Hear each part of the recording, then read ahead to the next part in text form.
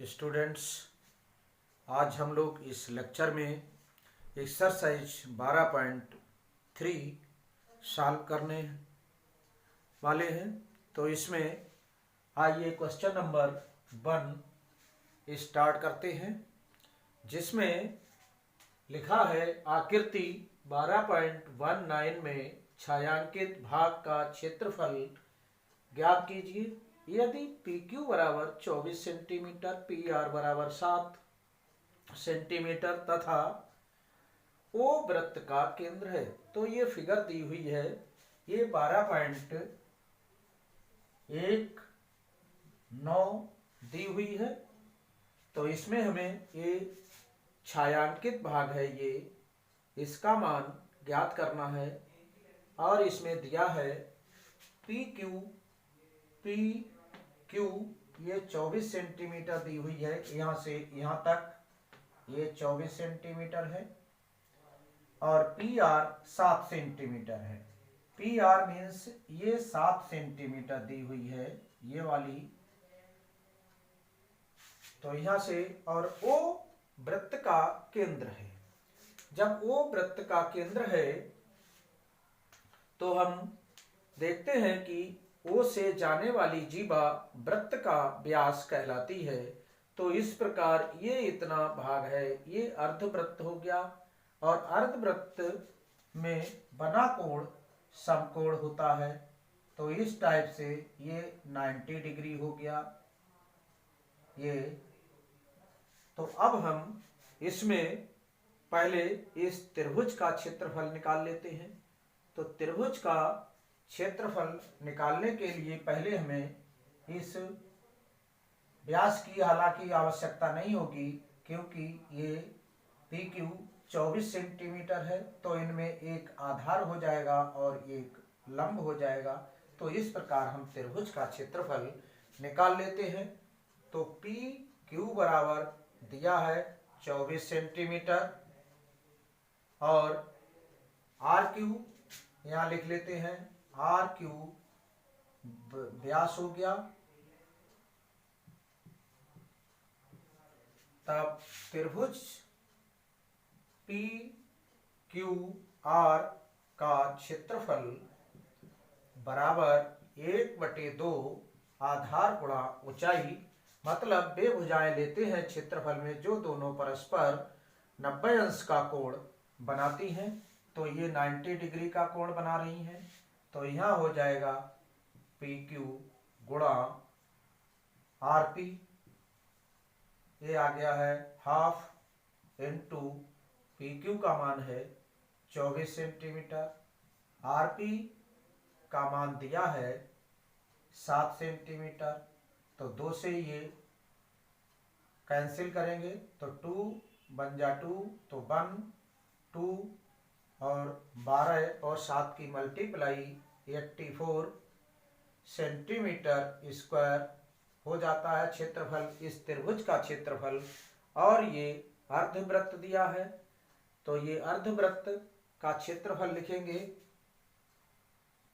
अर्धवृत्त का क्षेत्रफल बराबर ये हो जाएगा 1/2 पाई आर स्क्वायर, क्योंकि वृत्त का क्षेत्रफल पाई आर स्क्वायर होता है। तो ये हाफ हो गया है। तो यहाँ से हाफ पाई का मान दिया है, क्वेश्चन में ही दिया है कि जब तक अन्यथा ना कहा जाए पाई का मान 22/7 ही आपको रखना है। तो इस टाइप से अब R का मान इसमें नहीं दिया है, तो पहले हम R का मान ज्ञात कर लेते हैं। R का मान ज्ञात करने के लिए हमें इस कर्ण का मान ज्ञात करना पड़ेगा, जो कि इस त्रिभुज में व्यास है। तो आइए पहले हम इसे ज्ञात कर लेते हैं। त्रिभुज PRQ में RQ का square is equal to RP square plus PQ square. तो इस टाइप से हम इसका मान फाइंड आउट करते हैं। तो इसमें मान दिया है, आरपी का मान दिया है 7, तो यहाँ 7 का स्क्वायर, और ये दिया है 24 का स्क्वायर। तो इस टाइप से हम यहाँ से ये मान यहाँ पर लिख लेते हैं। तो आर क्यू स्क्वायर हो जाएगा, जो कि व्यास है, ये हो गया 7×7 प्लस 24, और 24 की मल्टीप्लाई करेंगे यहाँ से, तो ये बन जाएगा आपका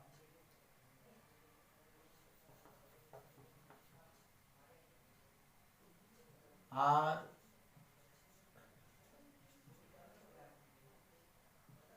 576। अब इन्हें हम जोड़ देते हैं, 49 और 576 को, तो ये बन जाता है आपका 625, और 625 का फिर हम वर्गमूल लेते हैं, तो 625 का वर्गमूल हो जाता है 25, तो ये 25 आ गया सेंटीमीटर व्यास। तो त्रिज्या इसकी आधी हो जाएगी, आर बराबर हो जाएगी RQ बटे 2, व्यास बटे 2 होती है त्रिज्या, तो 25 बटे 2 इज इक्वल टू 12.5 सेंटीमीटर। इस प्रकार त्रिज्या का मान हो गया 12.5 सेंटीमीटर लगा लेते हैं, या फिर 25 बटे 2 लगा ले, तो 25 बटे 2 का स्क्वायर हो जाता है। तो ये बन गया है आपका, 2 से इसे कैंसिल करेंगे, 11 आएंगे, 11 गुणा 625 बटे 7 इंटू, और इसका वर्ग हो जाएगा 4। तो इस टाइप से अब हम इसकी कैलकुलेशन कर लेते हैं। 11 पंजे 55, हासिल लगे 5, 11 दूनी 22, 5 27, हासिल 2, और 11 छम 66, और 2 68 बटे 7 चौक 28। अब हम इसे डिवाइड कर लेते हैं, तो इतना नोट कर लीजिएगा। इस अर्धवृत्त का क्षेत्रफल आ गया है 6875/28 सेंटीमीटर स्क्वायर, और इस त्रिभुज का क्षेत्रफल है 84 सेंटीमीटर स्क्वायर। मीन्स ये अर्धवृत्त दिया हुआ है, ये यहाँ से ये इतना, ये त्रिभुज और छायांकित भाग सहित क्षेत्रफल हो गया अर्धवृत्त का क्षेत्रफल। ये अर्धवृत्त बन जाता है इतना। तो इसका क्षेत्रफल निकालने के लिए हमें इस अर्धवृत्त के क्षेत्रफल से त्रिभुज के क्षेत्रफल को हम घटा देते हैं। तो यहाँ लिखेंगे छायांकित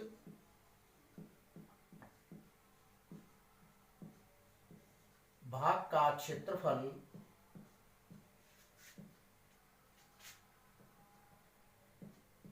बराबर अर्धवृत्त का क्षेत्रफल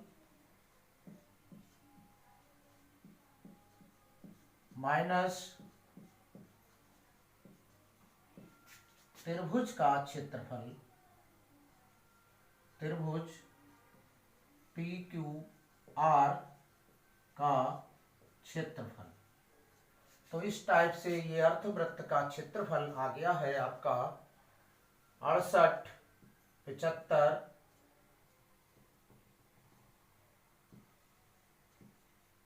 बटे 28 माइनस 84। अब यहाँ से एलसीएम ले लेते हैं, 6875 माइनस 84 गुणा 28 अपान 28, और ये 6875 माइनस 28 और 84 की मल्टीप्लाई की हमने, ये 28 और 84 की, ये आया है 2352। तो यहाँ 2352 अपान 28। अब यहाँ से हम घटा लेते हैं, 5 में से 2 घटेंगे 3 आएंगे, 7 में से 5 घटेंगे 2 आएंगे, 8 में से 3 जाएंगे तो 5, और 6 में से 2 जाएंगे तो 4, और अपान 28 सेंटीमीटर स्क्वायर। इस प्रकार इस छायांकित भाग का क्षेत्रफल, जो ये ब्लैक डैश है, इसका क्षेत्रफल हो गया है 45/23/28 सेंटीमीटर स्क्वायर। और यदि यहाँ से हम भाग कर लें तो दशमलव में आ जाएगा, जितना भी आएगा वह भी हमारा आंसर सही होगा, ये भी सही है। तो इस टाइप से हम इसका क्षेत्रफल ज्ञात कर सके। अब नेक्स्ट क्वेश्चन देखेंगे, तब इसको उतार लीजिए, आप लोग नोट कर लीजिएगा। क्वेश्चन नंबर 2, आकृति में ये आकृति दी हुई है 12.20 में छायांकित भाग का क्षेत्रफल ज्ञात कीजिए। ये छायांकित भाग है दिया हुआ, ये जिसे हम रेखा द्वारा बना लेते हैं। ये छायांकित भाग है जिसे हम इसमें रेखांकित भाग भी कह सकते हैं, लेकिन बुक में छायांकित छाया बनी हुई है, इसे स्केच से थोड़ी बनाने में शेडिंग करनी होगी, तो इसे ही हम जो रेखांकित भाग है उसे ही छायांकित भाग समझ लेते हैं। तो छायांकित भाग ए बी डी सी ए, ये छायांकित भाग है का क्षेत्रफल ज्ञात करना है। यदि केंद्र O वाले, ये केंद्र है O वाले सकेंद्रीय वृत्त, एक ये वृत्त है और एक ये वृत्त है, इन दोनों का केंद्र एक ही है, इसलिए इन्हें हम सकेंद्रीय वृत्त कहते हैं। एक केंद्र मानकर भिन्न भिन्न त्रिज्याएं लेकर जितने वृत्त खींचे जाते हैं वह सकेंद्रीय वृत्त कहलाते हैं। तो इस तरह से वृत्तों की त्रिज्याएं, जो सकेंद्रीय वृत्त हैं, इनकी त्रिज्याएं क्रमशः 7 सेंटीमीटर। तो ये अंदर वाले वृत्त की त्रिज्या ये है, ये 7 सेंटीमीटर हो गई है। ओ बी बराबर 7 सेंटीमीटर, और बड़े वाले वृत्त की त्रिज्या इस वाले की यहाँ से यहाँ तक हो गई है। ओ ए बराबर 14 सेंटीमीटर, ये त्रिज्याएं हैं। तो इनमें हम इसे R1 मान लेते हैं। R1 बराबर 14 सेंटीमीटर बराबर OA है, और R2 बराबर मान लेते हैं 7 सेंटीमीटर छोटे वाले वृत्त की, जो कि OB है।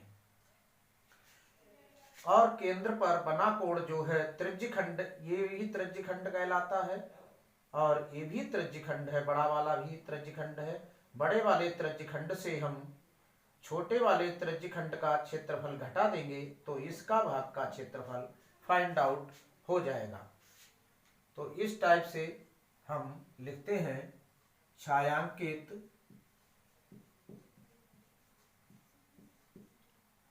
भाग ए बी डी सी ए का क्षेत्रफल बराबर, ये बन जाएगा त्रिज्यखंड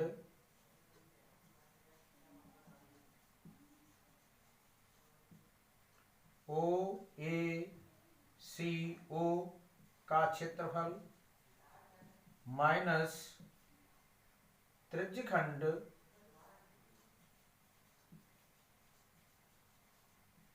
ओ बी डी ओ का क्षेत्रफल। अब इसमें कोण एक ही दिया हुआ है, जिसे हम थीटा मान लेते हैं। थीटा बराबर मान 40 अंश। तो इस त्रिज्यखंड का क्षेत्रफल होता है बड़े वाले का थीटा बटे 360 पाई R1 स्क्वायर, और इसका हो जाएगा थीटा बटे 360 पाई R2 स्क्वायर। तो ये थीटा का मान यहाँ से हम कॉमन ले सकते हैं, पाई थीटा बटे 360, ये कॉमन है, यहाँ R1 square minus R2 square अब इनके हम मान रख लेंगे, तो इतना नोट कर लीजिएगा। यहाँ से पाई का मान हम रखते हैं 22/7, जो कि क्वेश्चन से पहले नोट करके दिया है, और गुणा 360 है नीचे, और थीटा का मान है 40°, R1 का मान है 14, तो इसका स्क्वायर माइनस R2 है 7 स्क्वायर,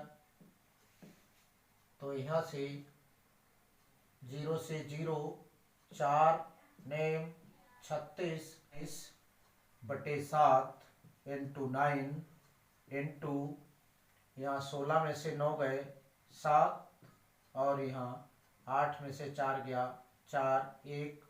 अब यहाँ से 7 दूनी 14, 7 एकम 7।